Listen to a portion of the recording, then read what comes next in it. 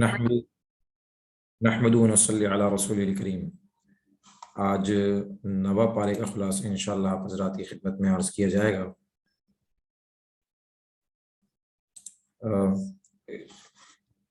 اس پارے کے اندر اللہ تبارک و تعالی فرماتے ہیں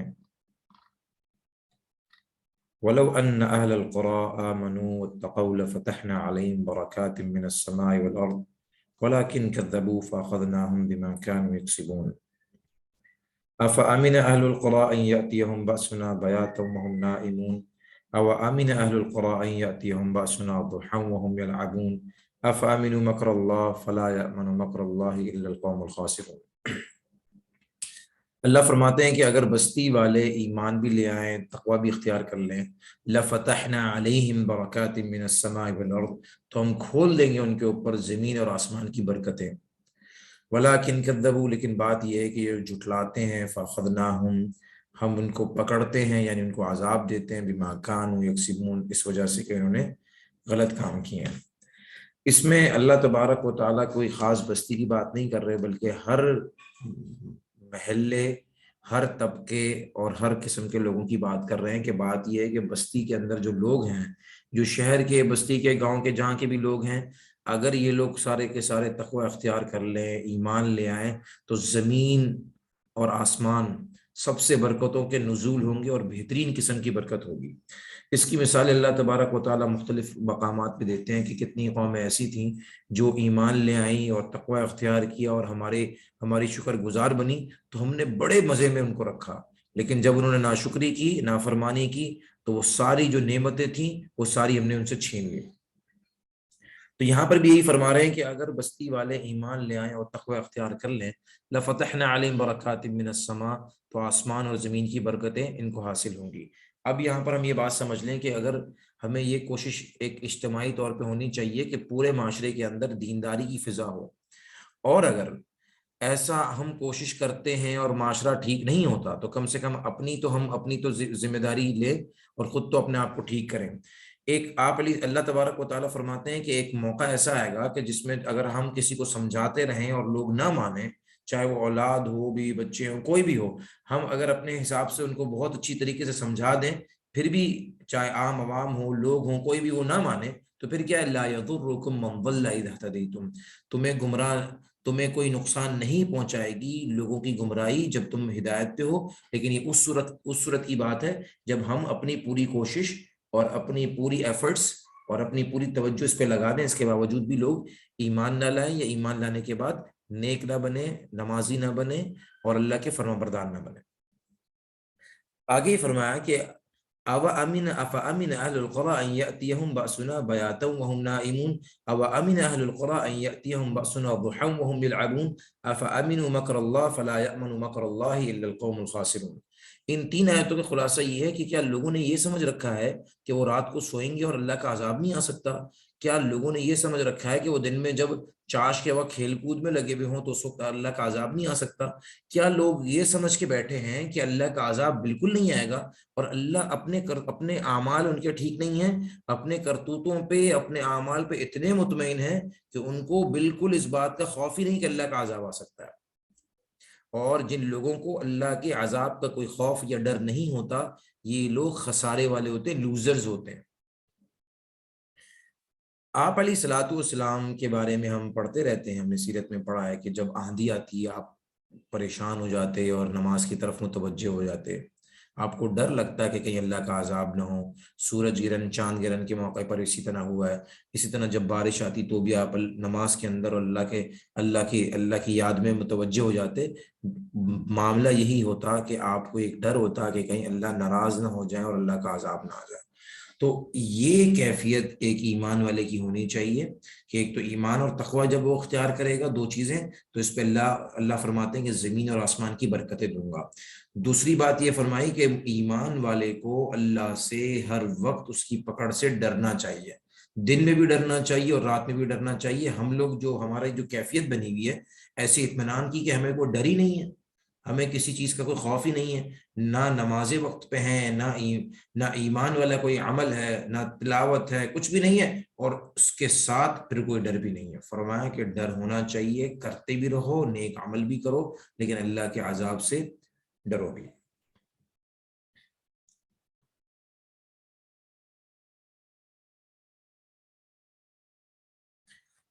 یہاں پر موسیٰ علیہ الصلوۃ والسلام کا قصہ جو اللہ تبارک و تعالی نے مختلف مقامات پہ ذکر کیا ہے، ادھر بھی ذکر کیا ہے، 19ویں پارے میں بھی ذکر کیا ہے، اور جناب 16ویں پارے کے اندر سورہ طہ میں بھی ذکر کیا ہے۔ موسیٰ علیہ الصلوۃ والسلام اور بنی اسرائیل کا قصہ اللہ تبارک و تعالی جا بجا، یعنی آپ پہلے پارے کو اٹھا کے دیکھ لیں، پہلے پارے میں اللہ نے ان کا تذکرہ کیا ہے، جہاں بجا ہر جگہ پر بنی اسرائیل کا تذکرہ پورے قرآن میں آپ کو بہت زیادہ ملے گا۔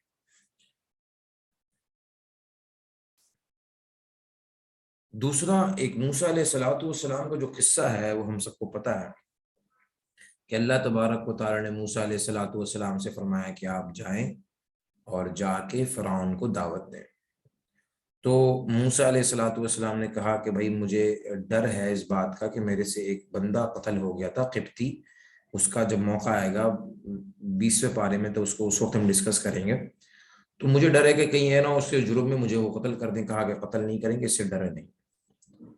تو پتہ چلا کہ ڈر انسان کی اپنی ایک بشری تقاضا ہے۔ کوئی آدمی کسی چیز سے اگر ڈر جائے تو ڈرنے کی وجہ سے ہم یہ نہیں کہیں گے کہ ایسے آدمی کا ایمان کمزور ہے۔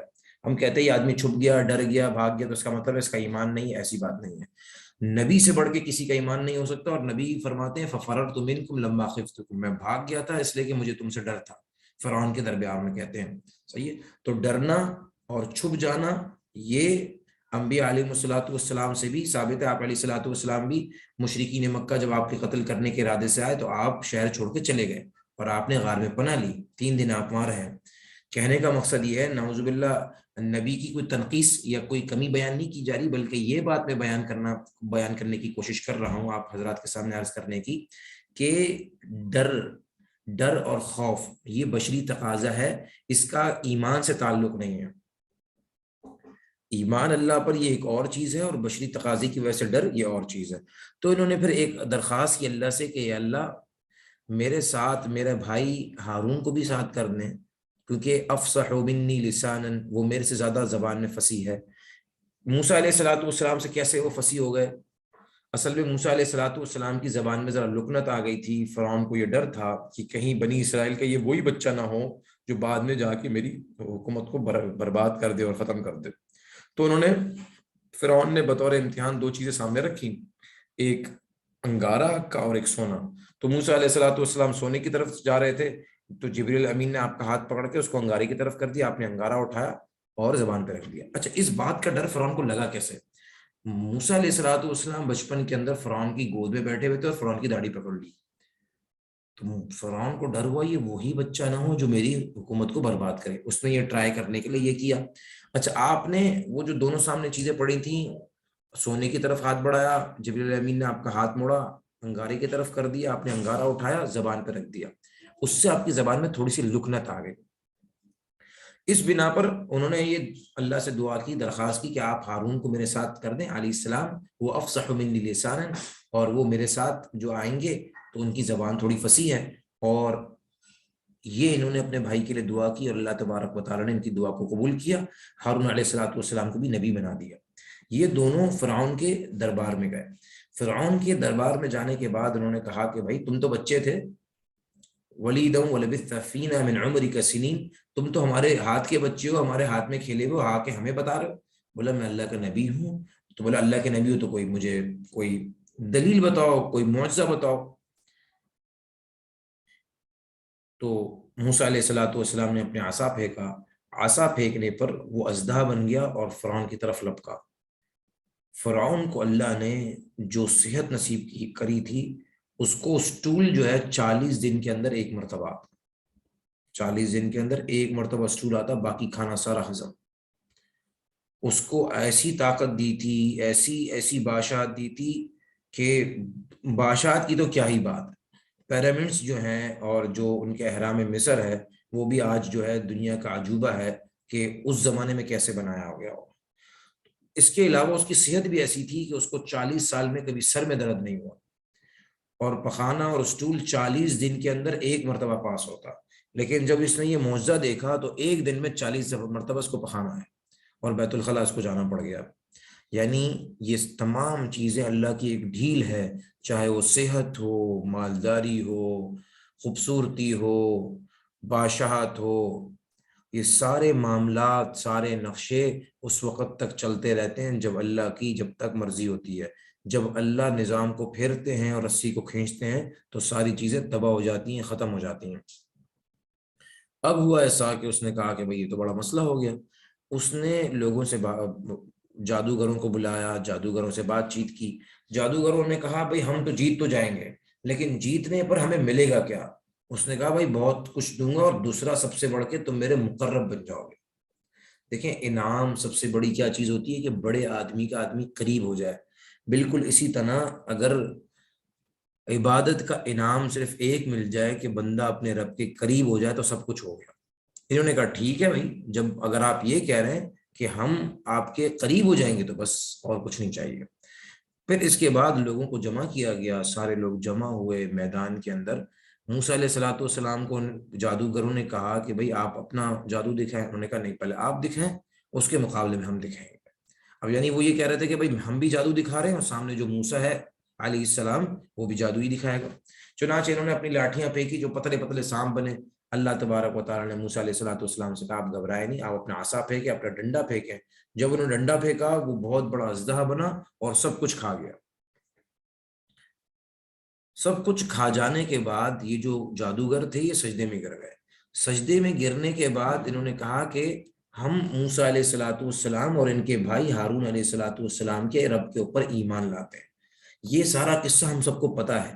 اصل بات یہ جو میں نے یہ قصہ جو ذکر کیا ہے، وہ جو بات بتانے کی، ذکر کرنے کی کوشش کرنا چاہ رہا ہوں وہ اب آئے گی۔ فرعون نے کہا لأقطعن أيديكم وأرجلكم من خلاف ثم لأصلبنكم أجمعين، میں ایک ہاتھ کاٹوں گا اور مخالف سمت کا پاؤں، یعنی سیدھا ہاتھ الٹا پاؤں یا الٹا ہاتھ سیدھا پاؤں، اس طرح کاٹوں گا، کاٹنے کے بعد تمہیں سولی پہ چڑھاؤں گا اور قتل کر دوں گا، اس طرح میں تمہارے ساتھ کروں گا۔ اس کے جواب میں جو انہوں نے بات کی کہ ہمیں تو اپنے رب کے پاس جانا ہے، اور وما تنقم منا، اور تم کس بات کی سزا ہم کو دے رہے ہو صرف سوائے اس کے کہ ہم اپنے رب پر ایمان لیں۔ ہم اپنے رب کی نشانی پر ایمان لیں جب وہ ہمارے پاس آنے لگی۔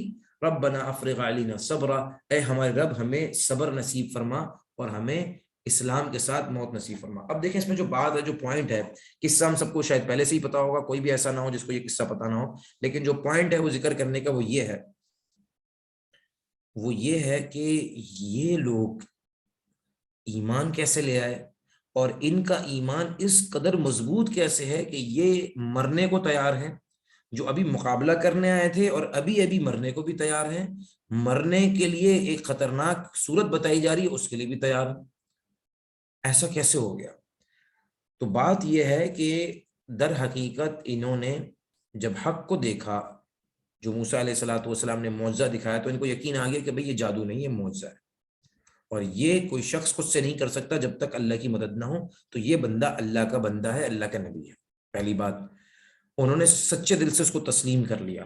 تسلیم کرنے کے بعد ایمان کی وہ کیفیت جو ان کو نبی کی صحبت سے ملی، اس تھوڑے سے وقت کی کیفیت نے وہ ایمان اس قدر اوپر لیول پہ چلے گیا، اس قدر بڑھ گیا کہ اس ایمان کی وجہ سے اب ان کو نہ موت سے ڈر ہے، نہ موت کی سختی سے ڈر ہے، کسی چیز کا کوئی خیال نہیں، یعنی نہ بیوی بچوں کا خیال ہے، نہ کچھ ہے، نہ کچھ ہے، نہ کچھ ہے۔ بس یہ کہتے ہیں ہمیں قتل کرنا کر دو، ایمان نہیں چھوڑیں گے۔ یہ ہے ایمان کی طاقت جو نبی کی صحبت سے حاصل ہوتی ہے۔ ہم سمجھتے ہیں نا کہ صحابہ کو اتنا بڑا مقام کیسے مل گیا؟ وہ مقام ملنے کی وجہ یہی ہے کہ ان کو نبی کی صحبت ملی، اور نبی کی صحبت کی وجہ سے ان کا ایمان جس مقام پہ پہنچ گیا، اس مقام تک کسی اور آدمی کا ایمان نہیں پہنچ سکتا۔ اب اگر کوئی آدمی یہ کہ بھئی ان کو یہ موقع ملا تو ان کا ایمان پہنچا نا، اگر ہمیں ملتا تو ہمارا بھی پہنچ جاتا۔ تو اللہ نے جیسے نبیوں کو چنا ہے نا، اس طرح ان کے صحابہ کو بھی چنا ہے کہ یہ لوگ ہیں تمام لوگوں میں جو بہتر ہیں، اور یہ نبی کی صحبت کو اٹھانے کے قابل ہے۔ اور پتہ نہیں کہ اگر ہم اس زمانے میں ہوتے تو نعوذ باللہ ہو سکتا ہے ہم اللہ نہ کرے منافق ہوتے یا کافر ہوتے یا مشرک ہوتے یہودی یا عیسائی ہوتے. یہ اللہ کی مہربانی ہے کہ ہم اس زمانے میں بھی مسلمان تو ہیں، نام لیوا تو ہیں.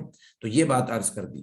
ایک اور بات اللہ تبارک و تعالیٰ نے ذکر فرمائی ہے، وَإِذْ أَخَذَ رَبُّكَ مِن بَنِي آدَمَ مِن ظُهُورِهِمْ ذُرِّيَّتَهُمْ وَأَشْهَدَهُمْ عَلَىٰ أَنفُسِهِمْ أَلَسْتُ بِرَبِّكُمْ قَالُوا بَلَىٰ شَهِدْنَا أَن تَقُولُوا يَوْمَ الْقِيَامَةِ إِنَّا كُنَّا عَنْ هَٰذَا غَافِلِينَ.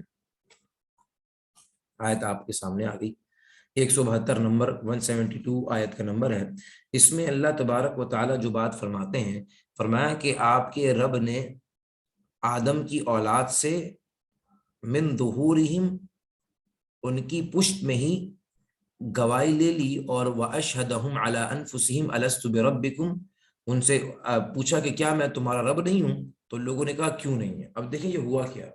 یہ قصہ ہے اس وقت کا جب ہم تمام کے تمام انسان عالم ارواح میں، یعنی روحوں کی شکل میں تھے، اور ابھی ہماری جسم کی کوئی کیفیت نہیں تھی، ہم روحوں کی شکل میں عالم ارواح میں تھے.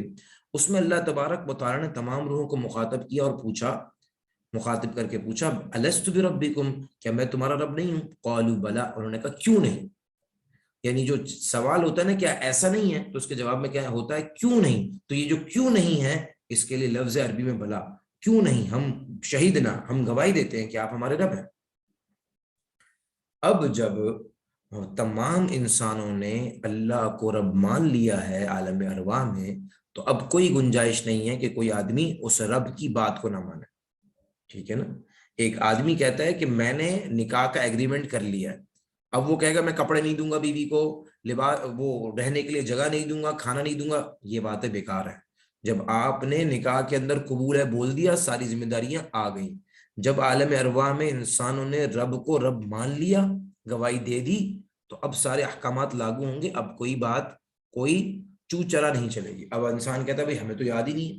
تو بہت ساری چیزیں ایسی ہیں جو ہمیں یاد نہیں ہیں لیکن وہ ہمارے ساتھ ہوئی ہیں.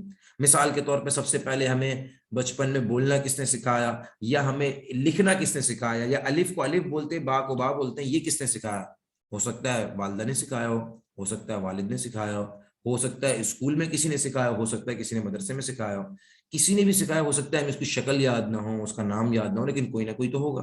بالکل اسی طرح کسی چیز کا یاد نہ ہونا اس بات پر کوئی دلیل نہیں ہے کہ وہ چیز ہوئی نہیں ہے. بہت ساری چیزیں ہماری زندگی کے اندر وہ ہمارے ساتھ ہوئی اور ہم اس کو بھول گئے. تو بھول جانا یہ ایک ہمارے ذہن کی کمزوری ہو سکتی ہے، لیکن اس کا مطلب یہ نہیں ہے کہ یہ چیزیں نہیں ہوئی. حضرت علی رضی اللہ تعالیٰ عنہ فرماتے ہیں کہ مجھے ابھی تک وہ عالم ارواح کی آواز میرے کان میں ابھی بھی میں محسوس کر رہا ہوں جس میں ہم نے کہا تھا بلا، کہ کیوں نہیں اے رب ہم آپ کو مانتے ہیں.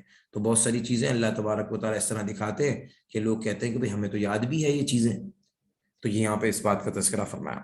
آگے فرمایا وَاتْلُ عَلَيْهِمْ نَبَأَ ابْنَيْ آدَمَ بِالْحَقِّ وَاتْلُ عَلَيْهِمْ نَبَأَ الَّذِي آتَيْنَاهُ آيَاتِنَا فَانْسَلَخَ مِنْهَا فَأَتْبَعَهُ الشَّيْطَانُ فَكَانَ مِنَ الْغَاوِينَ. یہ قصہ ہے ایک شخص کا جس کا نام تھا بلعم بن باعورہ. یہ بنی اسرائیل کا بڑا عالم بھی تھا، تورات کا حافظ بھی تھا، اور مستجاب الدعوات تھا. مستجاب الدعوات اس شخص کو کہتے ہیں جس کی دعا اللہ تبارک و تعالیٰ رد نہیں کرتے، اس کا لحاظ کرتے ہوئے. دیکھیں یہ بات ذہن میں ہونی چاہیے کہ اللہ تبارک و تعالیٰ کی ذات وہ ذات ہے کہ جس کو کوئی مجبور نہیں کر سکتا، نہ کوئی نبی نہ کوئی ولی. کوئی بھی شخص اللہ کو مجبور نہیں کر سکتا، اللہ کے معاملات میں مداخلت نہیں کر سکتا، اور اللہ کو کسی کام سے روک نہیں سکتا. ہاں البتہ یہ بات ضرور ہے کہ کچھ لوگ ایسے ہوتے ہیں جو اللہ کو اتنے پسند ہوتے ہیں کہ اللہ ان کی بات کی لاج رکھتے ہیں. آپ علیہ الصلوۃ والسلام نے فرمایا رب اشعث اغبر مدفوع بالباب لو اقسم علی اللہ لابرہ. کتنے ہی لوگ ایسے ہیں جو پراگندہ بال، جن کے بالوں میں مٹی پھنسی ہوئی ہوتی ہے بہت زیادہ، اور اغبر غرق مٹی آلود، یعنی مٹی میں ان کے کپڑے بھرے ہوئے ہیں، سر میں مٹی ہے. مدفوع بالباب، دروازوں سے ان کو دھکا دیا جاتا ہے. کسی دروازے پہ کھڑے ہوتے ہیں دکان کے آگے، گھر کے آگے، ان کو دھکا دیتے. مدفوع بالباب. لیکن اللہ کو اتنے پسند ہے لو اقسم علی اللہ لابرہ، اگر وہ کسی معاملے پہ قسم اٹھا لیں تو اللہ ان کی قسم کی لاج رکھ کے اس بات کو پورا کر دیتے ہیں. تو یہ بات تو ایک الگ ہے. تو یہ آدمی تھا جس کا نام بلعم بن باعورہ تھا، حافظ قرآن تھا، تورات کا عالم تھا، اور مستجاب الدعوات تھا. اب یہ بڑی بات اس لیے تھی کہ اس زمانے میں یعنی بنی اسرائیل کے اندر کوئی سادہ علماء نہیں ہوتے تھے جیسے ہمارے زمانے میں ہیں، یا امت مسلمہ کے اندر جو علماء گزرے ہیں اس طرح کے علماء پچھلی امتوں کے اندر نہیں ہوتے تھے، اور اس کی ضرورت بھی نہیں ہوتی تھی، کیونکہ انبیاء کے بعد انبیاء بہت سارے آیا کرتے تھے اور وہی اپنی ذمہ داری کو نبھاتے تھے۔ لیکن اب جب انبیاء علیہ الصلوۃ والسلام نہیں ہیں تو اللہ تبارک و تعالیٰ نے اس کے متبادل کے طور پہ علماء زیادہ رکھ دی ہیں امت مسلمہ میں۔ تو اس آدمی کے پاس، یہ جو آدمی تھا بڑا نیک تھا، پرہیزگار تھا، سب کچھ تھا، اس کے پاس بنی اسرائیل کے کچھ لوگ آئے اور کہا کہ بھئی موسیٰ علیہ الصلوۃ والسلام سے ہمیں جان چھڑانی، نعوذ باللہ، تم ان کے لیے بد دعا کرو، اللہ سے کوئی بری بات ان کے لیے مانگو کہ وہ ہلاک ہو جائیں یا بیمار ہو جائیں یا کچھ اس طرح کی کوئی غلط بات۔ ہم نے کہا پاگل ہو گئے، دماغ خراب ہو گیا تمہارا، نبی ہے بد دعا کروں گا، میں بھی مروں گا تم بھی پھنسو گے۔ انہوں نے کہا نہیں بھائی تم کرو، اس نے کہا نہیں بھائی جاؤ اپنا کام کرو۔ اس کے بعد بنی اسرائیل کے یہ لوگ بلعم بن بعورہ کی بیوی کے پاس گئے اور اس کو کسی طریقے سے لالچ دے کے تیار کر لیا، اور بلعم بن بعورہ کی بیوی نے بلعم بن بعورہ کو تیار کیا۔ جب بلعم بن بعورہ تیار ہو گیا تو اس نے بد دعا کے لیے ہاتھ اٹھایا، اور بد دعا کے لیے ہاتھ اٹھا کے بد دعا مانگی اللہ سے موسیٰ علیہ الصلوۃ والسلام کے متعلق، تو اللہ تبارک و تعالیٰ نے اس کو ایک کتے کی طرح بنا دیا، یعنی جیسے کتا ہانپتا رہتا ہے ایسے یہ بھی ہانپتا رہتا تھا، یعنی اس کی یہ کیفیت ہو گئی کتے کی طرح یہ ہانپتا رہتا، اس کو جیسے کتے کو اللہ فرماتے ہیں کہ اگر اس کو بھگایا جائے تو بھی ہانپتا رہتا ہے، ایک جگہ بیٹھا ہو تو بھی ہانپتا رہتا ہے، تو اس آدمی کی بھی کیفیت یہی ہو گئی۔ یہاں پر اس قصے کو ذکر کر کے بتانا یہ چاہتے ہیں کہ اگر کوئی آدمی نیک ہو، نیک کیا ہو، بہت بڑا عالم بن جائے، بہت بڑا حافظ بن جائے اور اتنا اللہ کے قریب بن جائے کہ وہ اللہ اس کی لاج رکھے، اس کی بات کو رد نہ کرے، لیکن اس کے بعد وہ اللہ تبارک و تعالیٰ کی مخالفت پہ آ جائے اور اللہ تبارک و تعالیٰ کے انبیاء کی نافرمانی پہ آ جائے اور ان کے خلاف کھڑا ہو جائے، تو اس کی ساری عبادت، ساری نیکی، سارا تقوی، سارا مستجاب الدعوات ہونا سب کا سب ختم ہو جاتا ہے۔ جب تک انسان نیک ہے اس کی اہمیت، اس کا مقام اللہ کے سامنے ہے، جب وہ نیک نہیں تو مقام بھی ختم۔ اللہ فرماتے ہیں، یہاں پہ بات کو ہم مختصر کرتے ہیں، وقت کم ہے، فرمایا فَلَمْ تَقْتُلُوهُمْ وَلَكِنَّ اللَّهَ قَتَلَهُمْ وَمَا رَمَيْتَ إِذْ رَمَيْتَ وَلَكِنَّ اللَّهَ رَمَى وَلِيُبْلِيَ الْمُؤْمِنِينَ مِنْهُ بَلَاءً حَسَنًا إِنَّ اللَّهَ سَمِيعٌ عَلِيمٌ۔ آپ علیہ الصلوۃ والسلام کی جہاد کے متعلق تذکرہ فرمایا جا رہے ہیں کہ فرمایا کہ جب آپ ان کو قتل کر رہے تھے، مار رہے تھے، تو آپ نہیں مار رہے تھے، وہ اللہ مار رہے تھے، اور جب آپ تیر چلا رہے تھے تو آپ نہیں چلا رہے تھے، وہ اللہ چلا رہے تھے۔ اس کا مطلب کیا ہے؟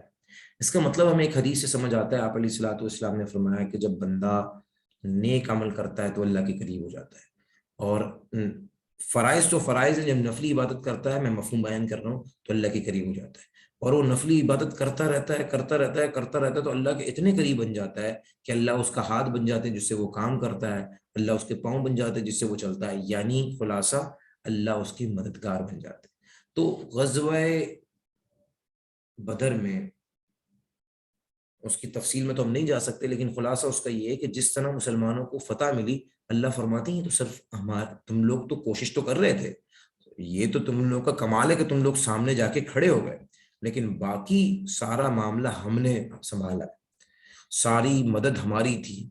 تو اگر میں اور آپ اللہ تبارک و تعالیٰ کے فرما بردار بن جائیں گے تو فرما بردار بننے کے بعد اللہ تبارک و تعالیٰ ایسی مدد کریں گے جیسے اللہ تبارک و تعالیٰ نے صحابہ کی مدد کی، انبیاء کی مدد کی۔ دیکھیے اللہ آج بھی وہی ہے، اللہ کی طاقت بھی وہی ہے، بس بندے ویسے نہیں ہیں، بندے ویسے نہیں ہیں۔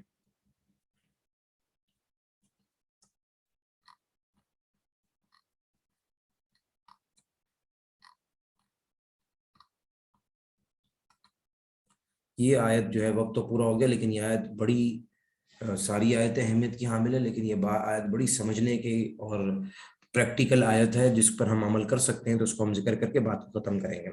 اس میں اللہ تبارک و تعالیٰ فرماتے ہیں وما کان اللہ، آیت نمبر 33 اگر کسی نے نوٹ کرنا ہو تو نوٹ بھی کر سکتا ہے، آیت نمبر 33 ہے سورۃ الانفال، سورہ انفال آیت نمبر 33۔ اس میں اللہ تبارک و تعالیٰ فرماتے ہیں وما کان اللہ لیعذبہم وانت فیہم وما کان اللہ معذبہم وہم یستغفرون۔ اللہ تبارک و تعالیٰ، اب دیکھیں اللہ تبارک و تعالیٰ نے مختلف قوموں کے اوپر عذاب نازل کیے مختلف مواقع پر، لیکن امت مسلمہ کے متعلق جو اللہ کا جو طریقہ اور عادت ہے نا، اس کو اللہ نے یہاں پہ ذکر کر دیا. اللہ فرماتے ہیں کہ اللہ تبارک و تعالیٰ عذاب نہیں دیں گے آپ کی قوم کو وَأَنْتَ فِيهِمْ، جب تک آپ ان کے اندر ہو. اور اللہ تبارک و تعالیٰ ان کو اس وقت تک بھی عذاب نہیں دیں گے جب تک یہ لوگ استغفار کرتے رہے. اب دیکھیں اللہ کے عذاب سے بچنے کے لیے، یعنی جو بات میں نے عرض کرنی ہے جس کے لیے ہم ایکسٹرا ٹائم لگا رہے ہیں، وہ یہ ہے کہ دیکھیں اب اللہ کے نبی تو اس دنیا میں نہیں ہیں، وہ پہلی بات تو ختم ہو گئی، وَمَا كَانَ اللَّهُ لِيُعَذِّبَهُمْ وَأَنْتَ فِيهِمْ، کہ اللہ کے نبی تو اب اس دنیا میں نہیں ہے، تو اب یہ بات تو ختم ہو گئی. لیکن